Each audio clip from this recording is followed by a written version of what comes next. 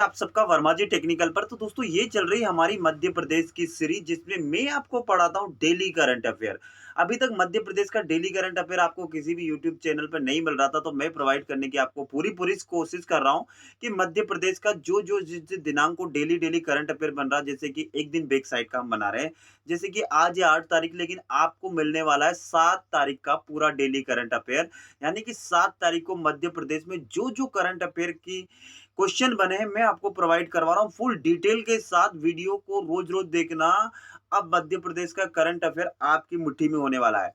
तो चलिए फिर ज्यादा टाइम नहीं लेते हुए वीडियो की शुरुआत करते हैं, और एक बार वीडियो देख लेना आपको खुद मजा आने लग जाएगा।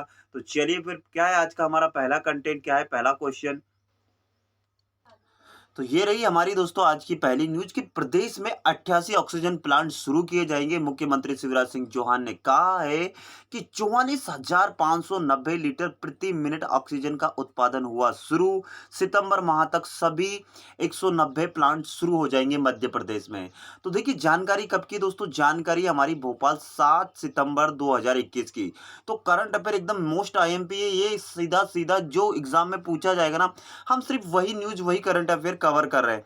तो मुख्यमंत्री श्री शिवराज सिंह चौहान ने कहा है कि कोरोना की दूसरी लहर में स्वास्थ्य स्वास्थ्य अधोसंरचना में दिखी कमियों को प्राथमिकता के आधार पर दूर किया जा रहा है। जो जो कोरोना की सेकंड वेव आई थी ना, उसमें अपन को पता पड़ रहा था कि मध्य प्रदेश में ऑक्सीजन की कमी कितनी कम पड़ रही थी, सिलेंडर की कमियां पड़ रही थी, ऑक्सीजन सिलेंडर नहीं उपलब्ध हो रहे थे हमारे हॉस्पिटलों में, लोगों की जान जा रही थी। तो ये देखिए हम उस समय ये एक्सेप्ट नहीं करते, लेकिन इनको भी कहीं न कहीं मालूम था कि कमियां हो रही थी। इन्होंने क्या करा कि उस कमियों को प्राथमिकता के आधार पर दूर किया जा रहा है। इन कमियों में सबसे महत्वपूर्ण थी मेडिकल ऑक्सीजन। जो मेडिकल में ऑक्सीजन की जो हमारी डिमांड थी, वो हमने यह तय कर लिया था कि जो भी हो, अब भविष्य में प्रदेशवासियों को उपचार में ऑक्सीजन की कमी नहीं आने देंगे।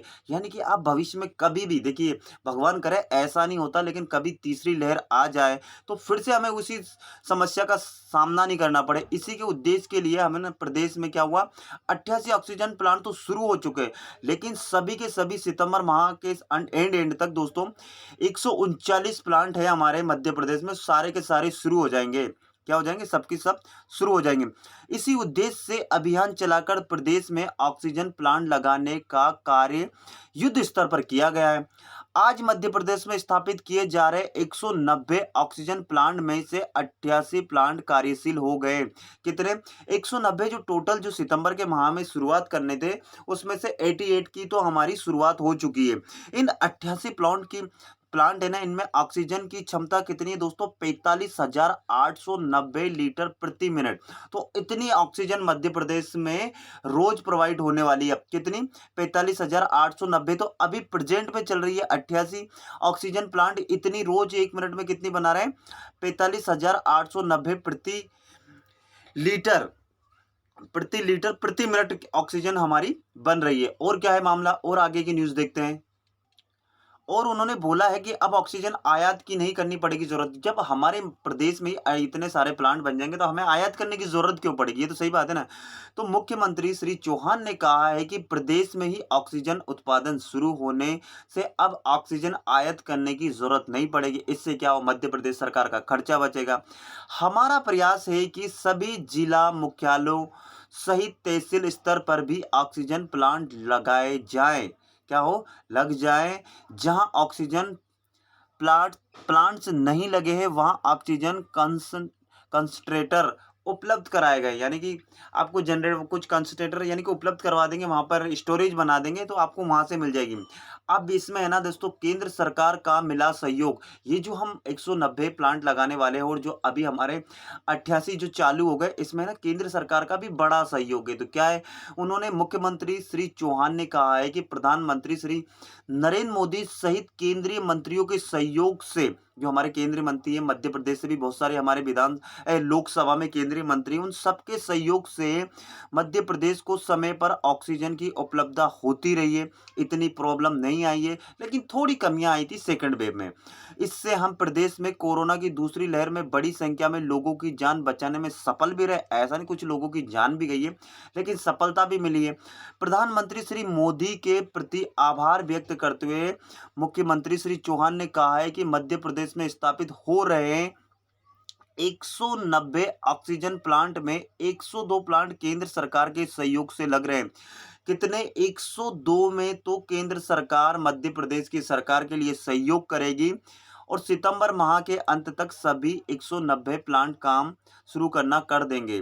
तो अभी 88 तो हमारी मध्य प्रदेश की सरकार की तरफ से चल रहे हैं और 102 और बन जाएंगे तो कितने हो जाएंगे? 199। कब हो जाएंगे? ये सितंबर के लास्ट तक। तो ये देखिए, ऐसे जैसे कोई नई यूनिक होती है ना, तो आपसे ये सीधा सीधा डाटा एग्जाम में पूछ लिया जाता है कि अभी हाल ही में मध्य प्रदेश में कितने ऑक्सीजन प्लांट लगाए गए, इस टाइप के क्वेश्चन। अब जैसे जैसे डिमांड, जैसा जैसा करंट बनता जाएगा वैसे वैसे मैं पढ़ाता जाऊंगा, आपकी टेंशन खत्म होने वाली है। सही बोल रहा हूँ ना? अच्छा लग रहा तो वीडियो लाइक वाइक कर देना बस। इसके बाद इसी से है कि ऑक्सीजन उत्पादन वर्ष के रूप में याद किया जाएगा ये साल। भैया उत्पादन, अभी तक इतना उत्पादन नहीं होता था, लेकिन इस साल को ही बोले कि यार ये इतना ऑक्सीजन उत्पादन किया, तो इस साल को ऑक्सीजन उत्पादन वर्ष के रूप में याद किया जाए।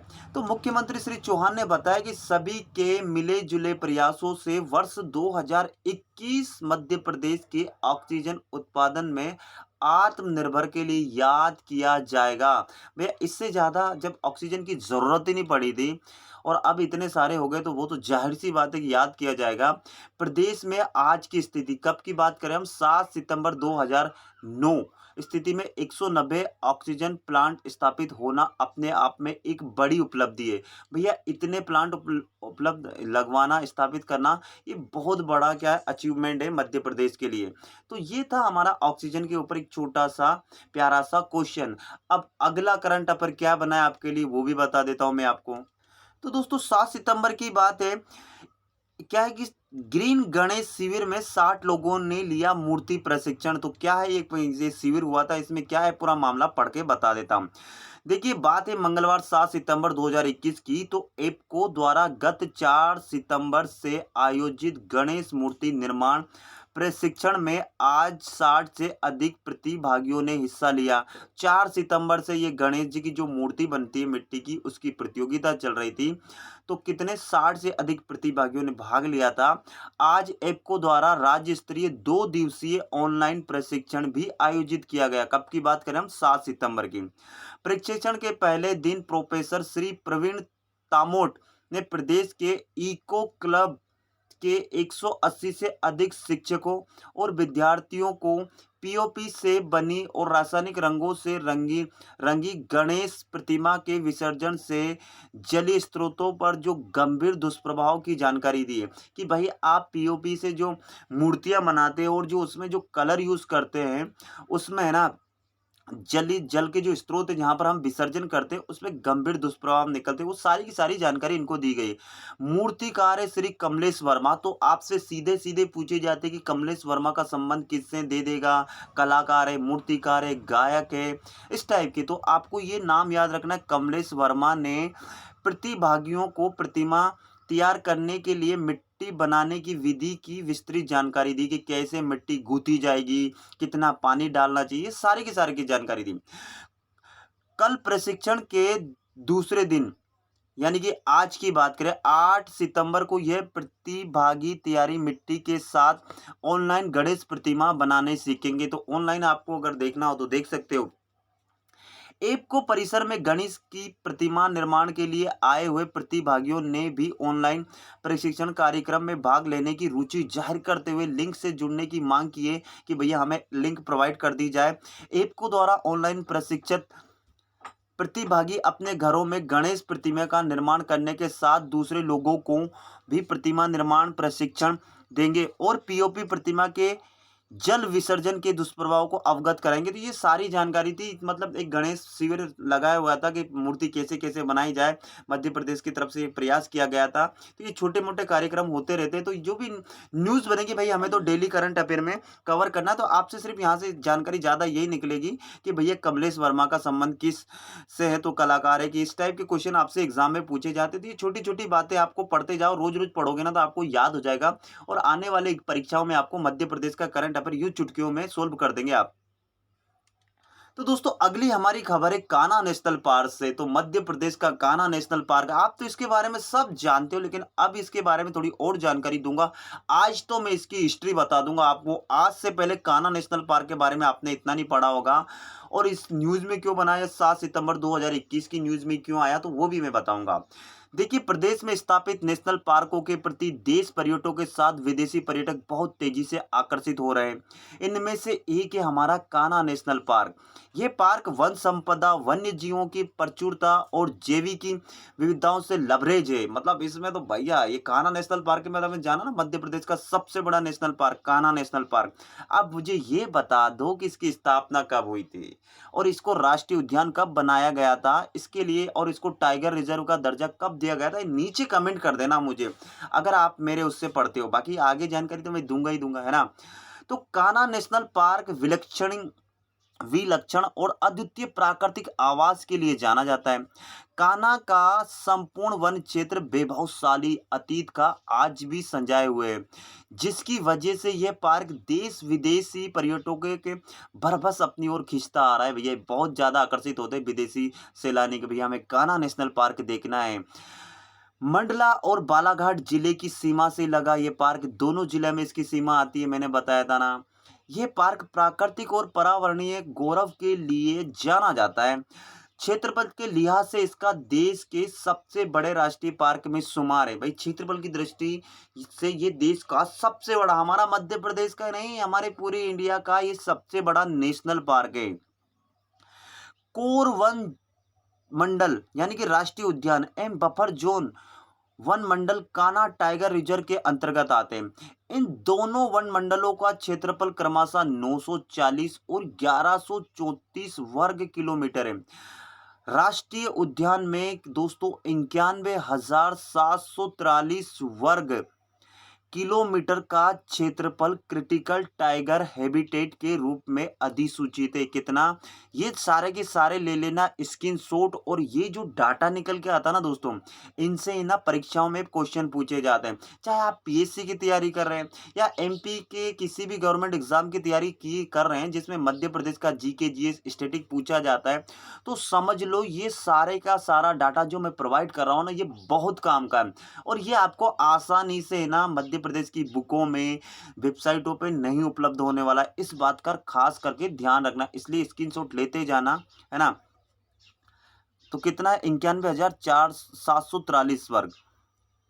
इसके अलावा टाइगर रिजर्व के अधीन एक वन्य प्राणी अभ्यारण्य जिसका नाम है सैटेलाइट मिनी कोर फेन अभ्यारण्य है। तो इसी में अंदर आता है, टाइगर रिजर्व के अंदर ही क्या आता है, फेन अभ्यारण्य, जो किसमें है, इसी के अंदर है कान्हा नेशनल पार्क में, जिसका क्षेत्रफल कितना है, 110.74 वर्ग किलोमीटर के क्षेत्र में फैला है ये। तो ये अभी तक आपको नहीं पता होगा कि फेन अभ्यारण्य भी कान्हा नेशनल पार्क के अंतर्गत ही आता है। तो ये बहुत ही काम का क्वेश्चन है, और आगे बताने वाला हूँ, अभी रुको तो सही यार, आगे बढ़ते जाए ना। बस ये बताओ आपको वीडियो कैसा लग रहा है, और जो डाटा प्रोवाइड कर रहा हूँ वो कैसा लग रहा है। इसके लिए ना कमेंट जरूर करना, अच्छा लगे तो हाँ यस कर देना, गुड लग रहा है, एक्सीलेंट लग रहा है, जो लग रहा है। और वीडियो अच्छा लगे तो लाइक कर देना, नहीं लगे तो डिसलाइक कर देना। कुछ तो करना यार, आए हो तो कुछ तो करके जाना, है ना। तो चले अब और आगे इसकी क्या है जानकारी। तो चलो, अब कुछ जानकारी ये है कि जो पार्क के ये स्थल है बेहद खास, तो कान्हा नेशनल पार्क में कुछ कुछ ऐसे स्थल है जो बहुत ही लोकप्रिय है, तो उनके बारे में आज हम पढ़ने वाले हैं ना। तो देखिए, फेन अभ्यारण्य, क्या फेन अभ्यारण्य, तो ये किस में है, उसी हमारे नेशनल पार्क के अंदर है। तो टाइगर रिजर्व की विशेष इकाई फेन अभ्यारण्य है। क्या है, विशेष इकाई फेन अभ्यारण्य। वर्ष 1983 में, कब, 1983 में 110 वर्ग किलोमीटर का क्षेत्र फेन अभ्यारण्य घोषित हुआ था। इसकी स्थापना कब हुई थी, चलो मैं ही बता देता हूँ, 1955 में। कब हुई थी, मध्य प्रदेश के कान्हा, इसकी स्थापना कब हुई थी, 1955 में। याद है ना सबको, सब, हाँ तो चलो ठीक है। तो इसमें ना 1983 में 110 वर्ग किलोमीटर का फेन अभ्यारण्य घोषित हुआ था, जो विशेष इकाई के रूप में है। यह क्षेत्र वन्य जीव के आवासीय स्थल के रूप में पिछले वर्षों से काफी विकसित हुआ है, कि यहाँ ज्यादा से ज्यादा क्या हुआ है कि जीव अपने आवास बना रहे हैं। इस क्षेत्र में पूर्व में 38 मवेशी गाय थी, कितनी 38 भैंस रहकर वन्य क्षेत्र को नष्ट किया करती थी। कितनी 38 मवेशी गायें और भैंसें रहकर है ना इस क्षेत्र को नष्ट किया करती थी भैया, कुछ भी गड्ढे वड्ढे और चारा वारा खा जाती थी, तो जानवर वानवर थोड़े छोटे मोटे जानवर इनके आसपास भी नहीं भटकते थे। फिर आई वर्ष 1997-98 के मध्य यहाँ से सभी शिविरों को विशेष मुहिम से हटा दिया गया। तो जितने भी ये जो हमारी जो 38 मवेशी वैसी गाय वाय थी इन सबको हटाकर तब से यहाँ के वन काफ़ी अच्छे हो गए भैया, जो चारा वारा जो छोटे मोटे पौधे पनप गए, काफ़ी हरियाली हो गई, जिससे अब यहाँ बाघ, तेंदुआ, बाइसन, चीतल, सांबर, जंगली कुत्ता आदि विचरण करते दिखाई देते हैं। पहले क्या है यहाँ पे मवेशी गाय वायों का वो जमावाड़ा था, तो इसलिए वो छोट घास हो जाता, घास खा जाती थी, छोटे मोटे पेड़ पौधे होते थे उनको खा जाती थी। फिर क्या हुआ कि 1997-98 में वहाँ से इन शिविर विविर विशेष शिविर विविर लगाकर उनको हटा दिया गया। तो अब वो पेड़ जो छोटे मोटे थे वो बड़े हो गए, हरियाली हो गई, गाय वाय नहीं, सुनसान इलाका हो गया। तो अब यहाँ बाघ, तेंदुए, बाइसन, चीतल, सांबर, जंगली कुत्ता आदि देखने को मिल जाते हैं। कहाँ की बात करें हम? फेन अभ्यारण्य की। कब स्थापना हुई थी? 1983 में। इसका क्षेत्रफल आपसे पूछा जाएगा कितना वर्ग किलोमीटर में, तो 110 वर्ग किलोमीटर में। ये छोटी छोटी जानकारी तो पूछी जाती है ना, पीएससी का पेपर दिया ना आपने, यही जानकारियां पूछी जाती है मेरे दोस्तों, मेरे यारों। अगला इसी में हमारे भेद खास स्थल में आ रहा है हमारा श्रवणताल। तो कान्हा से 4 किलोमीटर की दूरी पर है श्रवणताल। कितनी? 4 किलोमीटर की दूरी पर।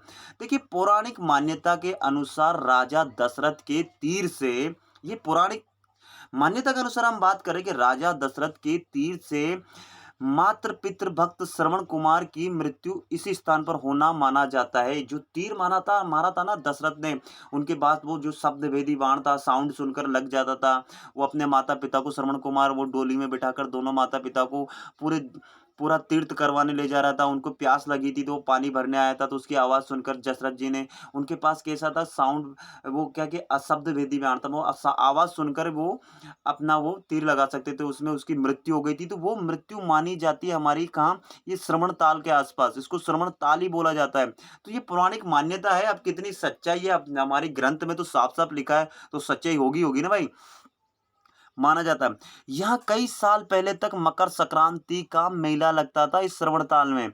श्रवणताल में वर्ष भर पानी रहता है। ये भी बड़ी खासियत है कि भैया पूरे वर्ष, चाहे गर्मी का महीना हो, सर्दी का महीना हो, यहाँ हमेशा पानी मौजूद रहता है, जिसके कारण नीचे स्थित मेहर नाला, एक मेहर नाला है और देसी नाला क्षेत्र में पानी रिसने से हमेशा नमी बनी रहती थी। तो दो नाले हैं, इन दोनों नालों के नाम याद रख दो, एक मनहर नाला और एक देसी नाला। इन दोनों नालों के नाम याद रख लो। ये दोनों के दोनों है हमारे हमारे कान्हा नेशनल पार्क के अंतर्गत श्रवणताल के नजदीक।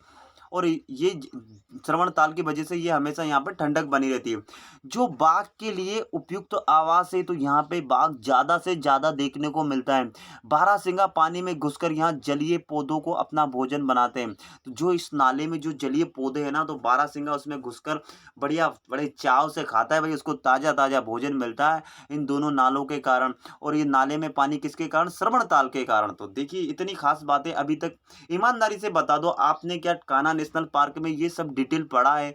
नहीं पढ़ा होगा, एक कहानी की तरह पढ़ते जाओ। करंट अफेयर क्या, ये तो स्टैटिक भी बनता जा रहा है, लेकिन मैं जानकारी आपको कुछ भी नहीं छोड़ रहा हूँ। आपको लग रहा होगा वीडियो बहुत बड़ा बन रहा है, तो बनने दो ना यार, जानकारी तो एक ही बार में 100% पूरी दे रहा हूँ ना। अभी तो और भी, अभी तो कुछ भी नहीं, और पढ़ो कान्हा नेशनल पार्क के बारे में, अगली जानकारी और है।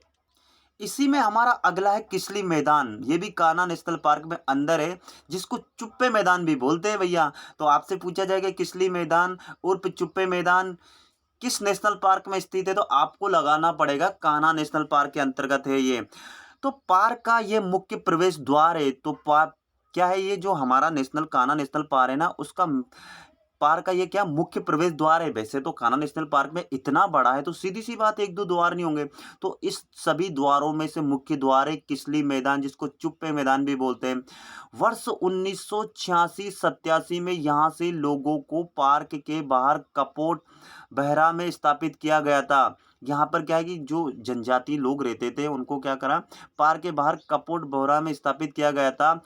2.5 दशक यानी कि 25 साल, 2.5 दशक यानी कि एक दशक कितने होते हैं? 10 साल का। तो 2.5 दशक कितने हुए? 25 साल पहले यहाँ आरा मिल का ऑफिस लगा करता था, लेकिन अब नहीं होगा, हटा दिया गया भैया। पार्क में जो मानव गतिविधियां वो धीरे धीरे हटाते जा रहे, तभी तो जानवर अपने आप को सुरक्षित महसूस कर रहे हैं ना। तो कब, ये 1986-87 की बात है, इस बात को ध्यान रखो। इसके बाद अगला इसी में एक और स्थान आता है, डिगडोला। क्या बोलते हैं, डिगडोला। तो किसली यानी कान्हा किसली क्षेत्र में, परिक्षेत्र के उत्तर पूर्व पहाड़ी में एक वैसे सिंह, क्या, वेले सिंह, सॉरी, वेले सिंह रॉक संतुलित चट्टान पर अपना संतुलन बनाए रखिए। इस क्षेत्र को डिगडोला कहते हैं। आदिवासियों के लिए यह एक पूजा का स्थल के रूप में विख्यात है। तो भाई एक बड़ी सी चट्टान है, वो अपने आप को है ना बैलेंसिंग करके रखी हुई वो चट्टान। तो सैलानी है ना बड़ी चाव देखने जाते हैं कि यार इतनी बड़ी चट्टान है, इतने भूकंप आते हैं तब से आते हैं, वर्षों से ये चट्टान ऐसे संतुलन बनाए रखी है, आखिर इसकी क्या खासियत है। तो लोग यहाँ पर सैलानियों का तांता लगा रहता है। अगला इसी में है कान्हा मैदान। एक हमारा किसली मैदान है, एक कान्हा मैदान, दोनों के नाम से देखिए, कान्हा किसली दोनों अलग अलग मैदान है। देखिए कान्हा के चारों ओर घास के मैदान स्थित है, बिल्कुल। यहाँ पहले खेती हुआ करती थी। विस्थापन में 26 परिवारों को वर्ष 1998-99 में माने गांव में बसाया गया। पहले यह खेती हुई करती थी, तो उनसे रिक्वेस्ट करी, उनको जो भी उनकी रकम वकम देकर इनको 1998-99 में इनको कहाँ भेज दिया गया, माने गांव में भेज दिया गया। भैया आप यहाँ रहो, कुछ जमीन प्रोवाइड कर दी गई है, कर दी गई होगी, जो भी उनको लगा होगा, जो भी उनको राशि दे दो के इनको यहाँ से विस्थापित कर दिया गया। कितने परिवार, 26 परिवार। इसके बाद खेत घास के मैदान में परिवर्तित हो गए, फिर उनमें धीरे धीरे पेड़ पौधे भी उगने लगे होंगे, जंगल बन गया होगा, फिर वो जानवरों के लिए सुरक्षित हो गया, जिसके कारण शाकाहारी वन्य प्राणियों की संख्या में बढ़ोतरी हुई है। भाई उनको खाने को मिलेगा तो 100% बढ़ोतरी होगी। इसी के अंतर्गत आता है, बेहद खास खूबसूरत स्थल में आता है हमारा कान्हा एनीकट। क्या है ये, देखिए देसी नाला में बना एनीकट, जो हमारा दो ही नाला, महनहर नाला और देसी नाला। तो देसी नाला में बना एनीकट जल संवर्धन के साथ वन्य जीवों के लिए बहुउपयोगी माना जाता है। इस एनीकट का निर्माण 72 साल पहले हुआ था। तो ये भी देखिए बहुत खास न्यूज़ है कि 72 साल पहले बना था क्या ये एनीकट। हमारी अगली इसी में है चूहरी। तो कान्हा से 3 किलोमीटर की दूरी पर है चूहरी क्षेत्र। तो देखिए सारे क्षेत्र इसी के अंतर्गत आता है। कान्हा नेशनल पार्क है, किसली मैदान, डिगडोला, कान्हा मैदान और कान्हा एनीकट, चूहरी, है ना। ये क्षेत्र बाघों के, चूहरी क्षेत्र है, पानी वाली जगह का चूहरी चूहरी कहा जाता है। जो पानी वाली जगह है ना उसे क्या बोलेंगे, चूहरी कहा जाता है। आपसे पूछा जाए कि चूहरी क्या होता है, तो पानी वाली जगह को चूहरी कहा जाता है। ये क्षेत्र बाघों के आवास के लिए उपयुक्त माना जाता है। भाई उनको भी तो पानी वानी की जरूरत पड़ती है ना।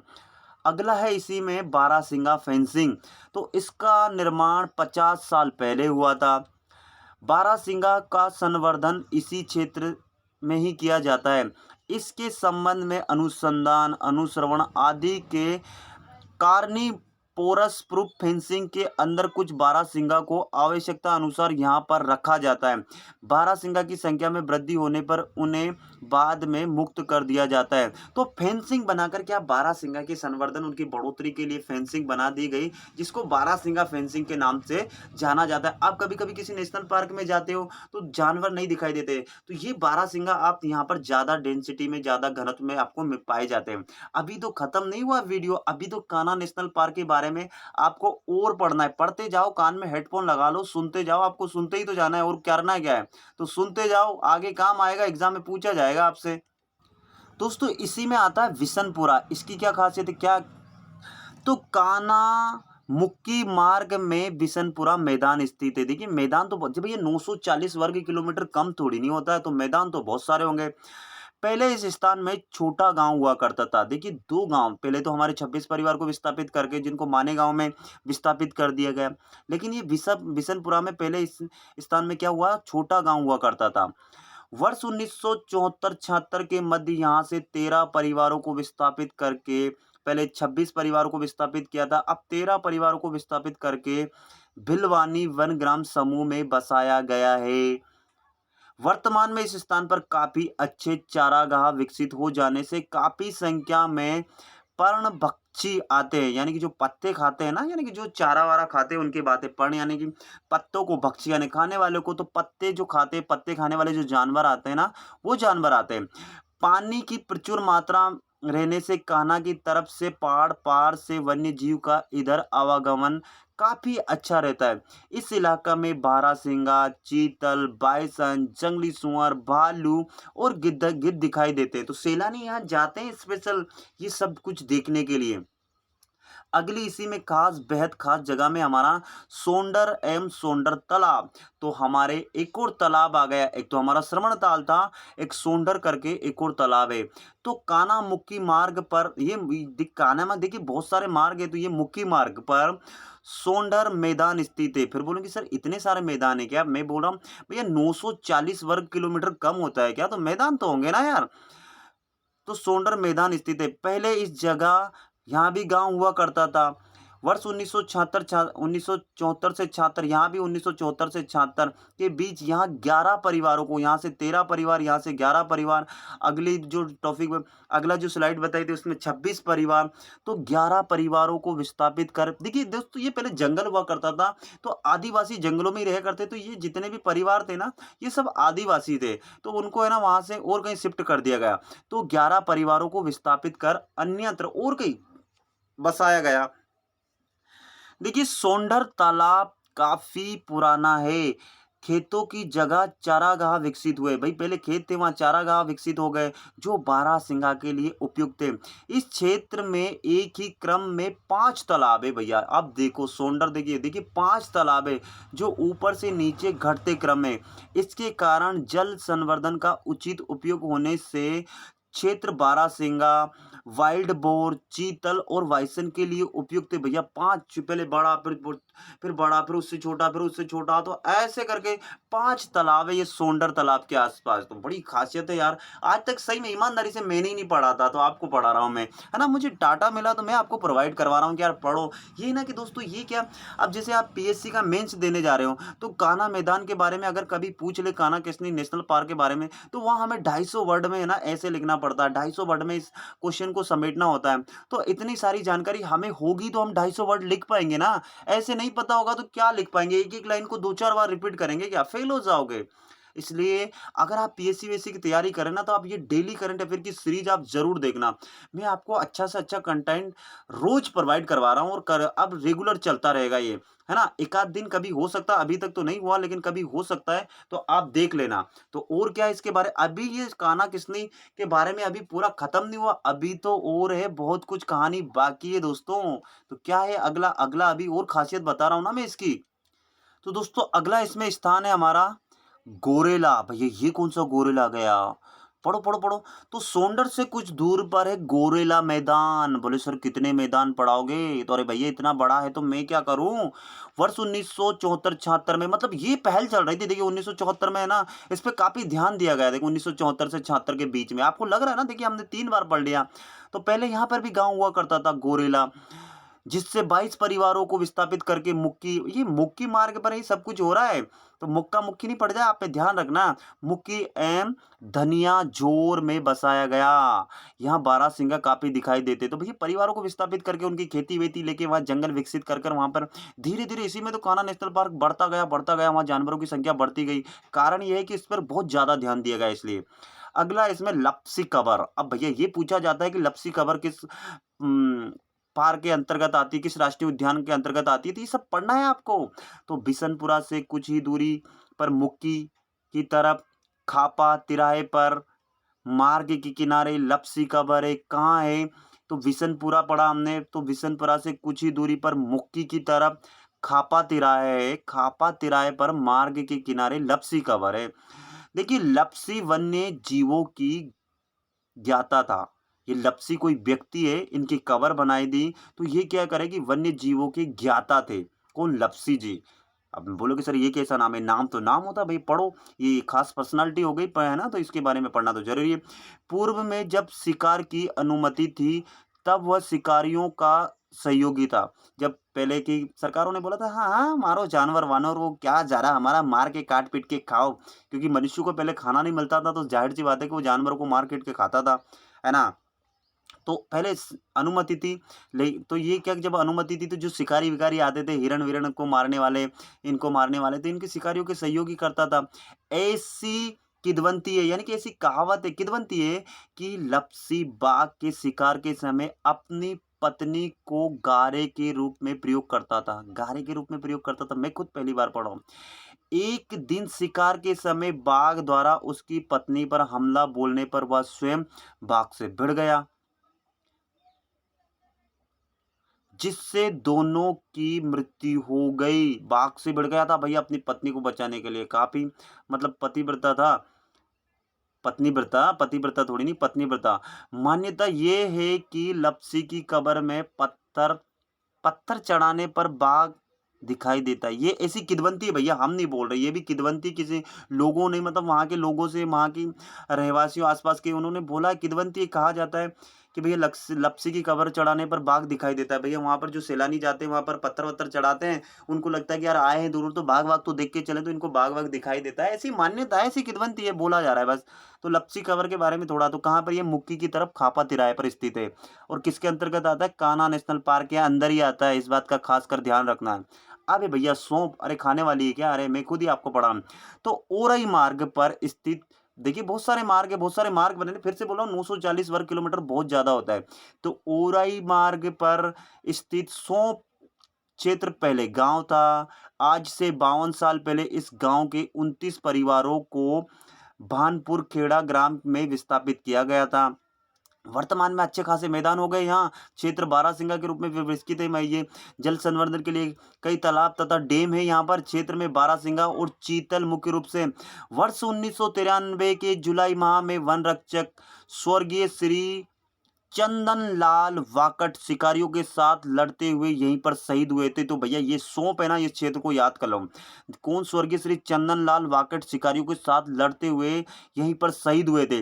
तब से इस सर्किल का नाम चंदल सर्किल है। सौंप क्षेत्र में बारहसिंगा के लिए सर्वश्रेष्ठ आवास स्थल है। तो भैया चंदल सर्किल चंदल सर्किल किसे कहा जाता है, तो सौंप क्षेत्र का दूसरा नाम ही चंदल सर्किल है। और चंदल सर्किल क्यों पड़ा, कि हमारे वन रक्षक थे स्वर्गीय श्री चंदन लाल वाकट, उन्होंने शिकारियों से लड़ाई वड़ाई करी थी, अपनी जान दे दी, तो इनको एक शहीदी का दर्जा दिया गया और इनके नाम पर चंदन सर्किल नाम रख दिया गया। तो वहां पर जाते हैं ना, तो ये सारी के सारी जो आपको जो सैलानी वैलानी जो वहां पर जो गाइडर गाइड करते हैं, आपको ये सारी बातें बताते हैं, और ये बातें मैं यही बता रहा हूँ। अब आपकी उत्सुकता होगी कि यार इतना सब कुछ है कान्हा नेशनल पार्क में, तो जाना चाहिए। तो यार मेरी भी इच्छा हो रही है, ईमानदारी से सही बताऊं, मेरी भी इच्छा हो रही है कि हाँ यार जाना चाहिए।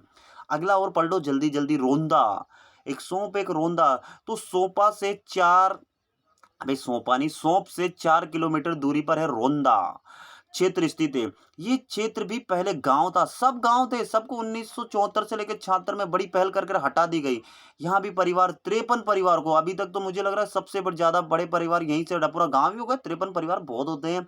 परिवार को प्रेम नगर बसा दिया इनके लिए, एक प्रेम नगर, विजय नगर और कारीवाह में बसाया गया, कि जाओ वहां रहो, प्रेम प्रसंग से रहो, बढ़िया विजय विजय प्राप्त करो, वहां बसाया गया है।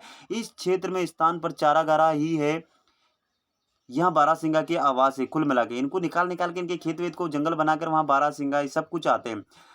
अब भैया एक है दरबारी पत्थर, जिसको बोल दरबारी पत्थर और नसेनी पत्थर। भैया इसके बारे में क्या खासियत है, तो भैया इसके बारे में खासियत है कि चिमटा कैंप के पीछे एक बड़े आकार का पत्थर है। देखिए एक केम है, चिमटा कैंप के पीछे एक बड़े आकार का पत्थर है, जो लगभग 20 मीटर चौड़ा और 35 फीट ऊंचा है। इस पत्थर को नसेनी पत्थर भी बोला जाता है। इसके ऊपर छोटे छोटे पत्थर कुर्सी नुमा रखे हैं। किदवंती है कि दानव लोग यहाँ बैठकर दरबार करा करते थे, दरबार लगाया करते थे। भैया दानवों का थोड़ी नहीं कोई अपना बड़ा राजमहल वाजमहल होता था, दानव तो जंगल वंगल में घूमते रहे। किदवंती है, इसे बताया जाता है। वहां पर जब आप जाते हैं तो टूरिस्ट के रूप में जाते हैं, तो गाइड जो गाइड वाइड आप लेते हो, गाइड जो गाइड करता है आपको, वो सब कुछ बता देता है कि भैया दरबारी पत्थर ही है, जिसको नुसेनी पत्थर बोलते हैं, है ना। तो ये किदवंती है, पढ़ लो, अभी और खत्म नहीं हुआ, अभी और है। बोलोगे सर कितना पढ़ाओगे, अरे डाटा मिल रहा है तो पढ़ने में क्या जा रहा, मैं पढ़ाने में थक नहीं रहा हूँ, आप पढ़ने में थक रहे हो। बस आपको तो ये करना है कि वीडियो अच्छा अच्छा लग रहा है तो लाइक वाइक करते जाओ, आगे बढ़ते जाओ, और करना क्या है यार, बहुत आसान आसान है। चलो अब आगे बढ़ते हैं, आगे और जानकारी अभी खत्म नहीं हुआ है। तो दोस्तों अब ये इतना बड़ा है तो इसमें थोड़ी सी चलो आपसे जो डाटा पूछे जाता है वो पढ़े। वन्य प्राणियों की सुरक्षा के लिए 962 अमला है तैनात, 962 अमला, समझ रहे हो इतनी बड़ी टीम है। चलो पढ़ा देते हैं। केटीआर में वन्य प्राणियों की सुरक्षा के लिए सहायक संरक्षक, वन क्षेत्रपाल, उप वन क्षेत्रपाल, वनपाल, जो आप वन रक्षक वन की जो नौकरी के लिए फॉर्म हम भरते हो ना, तो आपको कान्हा नेशनल पार्क में ड्यूटी व्यूटी लग जाए तो मजे ही आ जाना है। मेरी लग है ना, ऐसे लग जाए तो मजे आ जाए। मैं तो चाहता हूँ मैं भी घूमने जाऊंगा तो आपसे मिलूंगा। मिलोगे ना, मिलोगे वन रक्षक बन के वहां मिलोगे ना? मिलना यार, बता देना कि सर आपके वहां से पढ़ाया था, आपने कंटेंट प्रोवाइड करवाया था। और स्थायी कर्मी सुरक्षा या समिति श्रमिक और भूतपूर्व सैनिक सहित टोटल कितने हैं? 962 व्यक्ति तैनात है किसमें? कान्हा नेशनल पार्क में। इसके अलावा रिजर्व क्षेत्र के लिए 162 पुरुष और 13 महिला गाइड का दायित्व निभाती है। तो यहाँ पे कितने गाइड है? 162 पुरुष और 13 महिलाएं, इनकी रोजी रोटी चलती है। आप जाओगे ना, ये सारी बातें आपको यही बताएंगे, 162 पुरुष और 13 महिलाएं। तो आप अपना अपना गाइड कर देंगे, उनकी कुछ खर्चा होता है वो दे देना बस, उसके बाद आपको सारी पूरा कान्हा नेशनल पार्क घुमा देंगे। हर साल बढ़ती है पर्यटकों की संख्या कान्हा नेशनल पार्क में। तो हम देख लेते हैं 2019-20 का डाटा, 2021 का डाटा, जो आपके लिए मोस्ट आईएमपी है, जो परीक्षा में पूछा ही जाता है। देखिए, राष्ट्रीय अंतर्राष्ट्रीय पर्यटक नियमित रूप से कान्हा टाइगर रिजर्व पहुंचते हैं। यह सामान्यतः अक्टूबर से 30 जून तक खुला रहता है। कब तक? अक्टूबर से 30 जून तक खुला रहता है। 30 जून तक ही क्यों सिर्फ? उसके बाद तो बरसात आती है ना जुलाई में। इतना दिमाग तो खुद लगा सकते हो यार। नेशनल पार्क में और अक्टूबर तक ही क्यों? अक्टूबर के बाद बरसात बंद हो जाती है ना, तो बरसात बरसात में बंद रहता है, बाकी खुला रहता है, ये बस। तो याद कैसे रहेगा? अक्टूबर में बरसात खत्म हो जाती है और 30 जून में बरसात चालू हो जाती है, तो अक्टूबर से 30 जून तक खुला रहता है, ये बात खत्म। तो कभी भी जाओ तो ये डेट याद रख लेना, ये महीने याद रख लेना, पता नहीं पहुंच जाओ कहीं जुलाई अगस्त के महीने में तो पता चले कि अरे यार ये तो बंद है, तो मजा नहीं आएगा। नेशनल पार्क में प्रवेश के लिए क्या क्या है? खटिया, किसली, सराई, मुक्की, 4 गेट है भैया। कितने? 4 गेट है।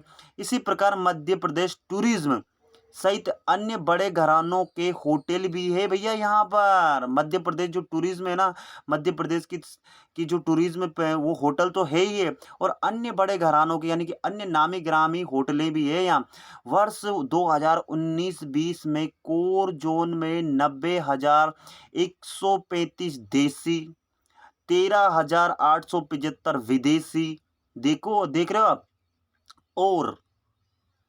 और बफर जोन में 13,928 देसी तथा 305 विदेशी पर्यटकों ने पर्यटन किया है। तो ये है डाटा 2019-20 का। तो देसी पर्यटक जो हमारे देश के कितने पर्यटक आए हैं? तो 90,135। याद कर लो, कैसे भी याद करना कितने हैं?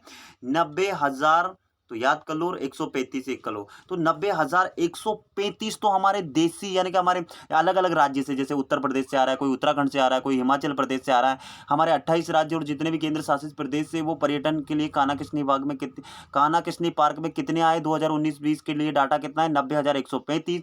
बाहरों से, बाहर के देश से, जैसे अमेरिका, ब्रिटेन, जापान, जो भी देश है हमारे, वहां से कितने सैलानी आए?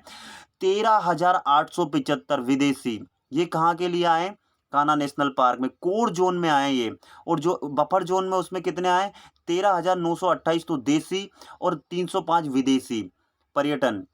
वर्ष 2020-21 में कोर जोन में 1.5 लाख से ज्यादा देसी। पहले कितने थे 19-20 में? 90,000। लेकिन देखिए कोरोना वोरोना का जो माहौल रहा ना, तो उसमें लोगों ने घूमना फिरना पसंद किया, तो 1.5 लाख से, जहाँ 90,000 था वहां 1.5 लाख हो गया। 1.5 लाख से भी ज्यादा तो देसी और 109 विदेशी पर्यटक आए। बोले सर ये तो घट गए ना, ये तो हमारा नुकसान हो गया ना 109। अरे कोरोना काल चल रहा था ना यार, एक दूसरे देशों में आवाजाही कम हो जा रही थी ना, इसलिए 109। ये डाटा ना एग्जाम में पूछा जाता है, मजाक नहीं कर रहा हूँ, इसलिए घोल लेना, और पढ़ाने का तरीका कैसे लग रहा है ये जरूर बता देना। तो ये सब याद रखना, 90,135, 1.5 लाख, 109, 109 ही आए 2020-21 के लिए तो विदेशी। तो थोड़ी सी कमी हो गई यार, कमाई में थोड़ी सी कमी उमी हो रही, तो जाओ यार आप लोग घूम के आओ, बढ़िया फालतू फालतू हो तो घूम के आना जरूर। बफर जोन में 19,135 तो देसी आए और 6 विदेशी पर्यटक आए, जो बहुत ही कम है यार। वर्ष 2020-21 में कोर जोन में कुल 1.5 लाख से ज्यादा तथा बफर जोन में 19,401 पर्यटक आए, कुल बता दिया आपको, है ना। तो ये 2019 2020-21 के लिए डाटा है, 1.5 लाख से ज्यादा और बफर जोन में 19,401 पर्यटक आए। तो ये डाटा आपके लिए ना परीक्षा में पूछा जाएगा, तो जल्दी से स्क्रीनशॉट लो, जल्दी, शाबाश। ले लिया? ओके। पार्क प्रबंधन को मिला है सम्मान, भैया सम्मान दिया गया। तो वर्ष 2019 में अंग्रेजी भाषा में सर्वश्रेष्ठ प्रकाशन श्रेणी के तहत कान्हा कॉफी टेबल बुक, तो देखिए कान्हा कॉफी टेबल बुक को सम्मानित किया जा चुका है, को भारत सरकार की ओर से पार्क प्रबंधन के लिए भारत पर्यटन पुरस्कार दिया गया। भारत पर्यटन पुरस्कार से सम्मानित किया गया है। वर्ष 2020 में पार्क को अनुभूति कार्यक्रम के उत्कृष्ट संचालन के लिए राज्य सरकार द्वारा पुरस्कृत किया गया। तो ये थी हमारे कान्हा नेशनल पार्क के बारे में, टाइगर रिजर्व के बारे में, राष्ट्रीय उद्यान के बारे में महत्वपूर्ण जानकारी, जो आपको किसी भी किताबों में, किसी भी वेबसाइट पर इतनी आसानी से उपलब्ध नहीं होगी, है ना? तो ये डाटा बहुत खास है। वीडियो का क्या है कि 1-2 बार देख लेना यहाँ से। अब आप मेंस की भी तैयारी कर रहे हो ना, तो भी आप संतुष्ट हो जाएँगे कि सर इतना बड़ा क्वेश्चन। अच्छा लगा हो ना तो थैंक यू बोल देना, लाइक वाइक कर देना, अपने 10-20 दोस्तों में शेयर कर देना। इसी प्रकार की जानकारी पाने के लिए वीडियो को, चैनल को सब्सक्राइब कर लेना। रे रोज जो खास वगैरह, वैसे तो डेली करंट अफेयर में हजारों न्यूज होती है, लेकिन जो हमारे मध्य प्रदेश के लिए खासियत है, जो बिल्कुल खास है मध्य प्रदेश का करंट अफेयर, मैं आपको कवर करके रोज डेली एक वीडियो प्रोवाइड कर दूंगा, है ना? तो चलिए फिर इसी के साथ विदा लेते हैं। जय हिंद, जय भारत, आप सबका दिन मंगलमय हो।